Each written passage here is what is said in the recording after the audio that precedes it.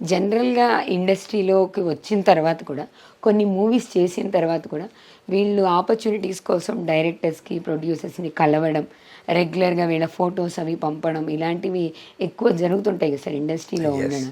అలా మీరు తర్వాత కూడా ఇంకా అలాంటిది ప్రాసెస్ చేయాల్సి వచ్చిందా, లేకపోతే మీకు ఆఫర్స్ వచ్చిందా? ప్రాసెస్ అది ప్రాసెసే అది. ఓకే, ఎప్పటికైనా ప్రాసెసే అది. మనం ఎవరో తెలియదు, అందరికి తెలియాలని లేదు కదా. So that wherever opportunity is there we have to go, okay, we have to circulate our photos. ఆ పని చేశాను నేను. ఇప్పటికి కూడా చిన్న ఒక్క రూమ్లో ఉన్న ప్రొడక్షన్ వాళ్ళు పిలిస్తే కూడా I will go there without hesitation. I will go there, I will honour them. వాళ్ళని గౌరవిస్తాను, వాళ్ళ దగ్గరికి వెళ్ళాలి. వెళ్తేనే కదా మన టాలెంట్ ఏంటనేది తెలిసేది. మనమేంటో వాళ్ళేంటో మనమేంటో తెలిపోతుంది కదా. సో వెళ్ళాలి. యాజ్ అన్ ఆర్టిస్ట్ నీకంత నచ్చకపోతే ఇంకా మనం ఏం చేయలేము, నచ్చకపోతే. బట్ ఎవరు పిలిచినా కూడా ఆపర్చునిటీ అది. సో మనం ఇన్ని 200 సినిమాలు చేసినా అని ఇప్పుడు చెప్పుకుంటున్నానే గర్వంగా.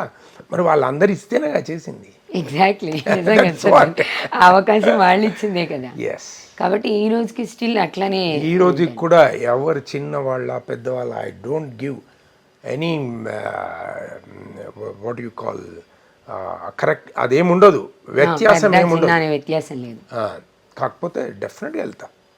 ఇన్ని సినిమాల యాక్టింగ్లో ఇది ఒక best moment. Off screen sir, on screen already మీరు స్క్రీన్లో చూపిస్తారు కదా, అది ఆడియన్స్కి తెలుసు. ఆఫ్ స్క్రీన్లో ఈ ఎక్స్పీరియన్స్ బాగుంది, ఈ షార్ట్లో కానీ ఈ లొకేషన్లో కానీ బాగుంది, చాలా గుర్తుండిపోయింది అనిపించిన సన్నివేశం చెప్పండి. అట్లా చాలా ఉన్నాయి. ఒకటి చెప్పండి సార్. అట్లా చాలా ఉన్నాయి, చాలా సినిమాలలో ఉన్నాయి. కానీ బయట వాటన్నిటికన్నా ఇంకా మంచి రోల్ రాలేదనే తపన ఉంది. ఓకే, అర్థమైందా? అన్నీ మంచివే. ఇప్పుడు నువ్వన్నావు KGF 2, it's a different experience. And moreover in my career I done different kind of roles. ఒక గవర్నర్ రోల్, ఒక మేజర్ జనరల్ రోల్, ఇవి సీఎం రోల్, ఇవి అన్ని సినిమాలలో ఉండవు. కొన్ని సినిమా ఉన్న సినిమాల్లో మనకు అవకాశం రావడం, we have to feel proud. That is what I felt. అంటే మన పర్సనాలిటీ యాక్టింగ్ దానికి యాప్టెడ్ అని వాళ్ళు అనుకోవడం గొప్ప, అనుకోవడం, మనకు ఆ అవకాశం రావడం. సో అట్లా చాలా డిఫరెంట్ క్యారెక్టర్స్ చేశాను. కానీ ఎక్కడైనా అట్లా తృప్తి ఉంది చాలా. ఈ క్యారెక్టర్స్లో చేసిన క్యారెక్టర్స్లో ఎక్స్పీరియన్స్ ఎక్కడైనా అంటే ఒకసారి ఓకే అనుకొని అంతా రెడీ అయిపోయిన తర్వాత షూటింగ్ అయ్యి కానీ అవ్వకుండా కానీ వేరే వాళ్ళని పెట్టడం, లేదా వద్దనుకోవడం, రిజెక్ట్ చేయడం లాంటి సందర్భాలు జరిగినాయి. అంటే రిజెక్ట్ చేయరు సామాన్యంగా. కొన్ని సందర్భాల్లో ఏమవుతుందంటే, ధైర్యం సినిమా తేజ గారిది. నేను తేజ గారి ద్వారానే నాకు అవకాశం వచ్చింది. So hats off to him, is talented director, no doubt.